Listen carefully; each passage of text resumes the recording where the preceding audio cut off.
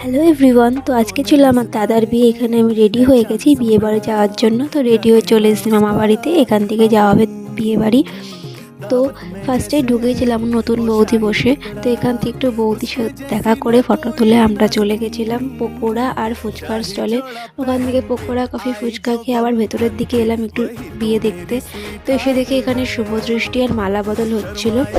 এটা দেখে তারপরে আমরা চলে যাই খাবার প্যান্ডেলের দিকে।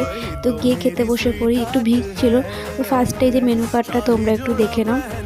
মেনু কার্ডে অনেক কিছুই ছিল, তোমরা চাইলে ভিডিওটা পজ করেও দেখতে পারো।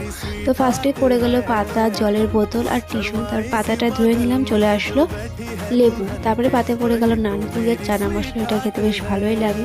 তারপর এটা খাওয়া শেষ হয়ে গেলে পাতে পড়ে গেল ভাত আর গরম গরম মাছের মাথা দিয়ে মুগের ডাল। তো এরপরে মাছ ছিল, ওটা আমি খাই না বলে নিইনি। তারপরে পাতে পড়ে গেল স্যালাড। তারপরে দিয়ে গেল ফ্রায়েড রাইস আর চিকেন কষা। তো এইটার কম্বিনেশনটা খুব ভালোই লাগে, আমার তো খুব পছন্দের একটা খাবার। তো তারপরে পাতে পড়ে গেল চাটনি আর পাঁপড়।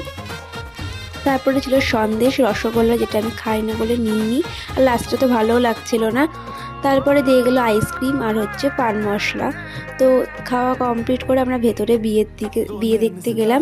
তো আজকের ভিডিওটা এই পর্যন্তই। তোমাদের যদি ভালো লেগে থাকে অবশ্যই like, comment, share and subscribe. Like, comment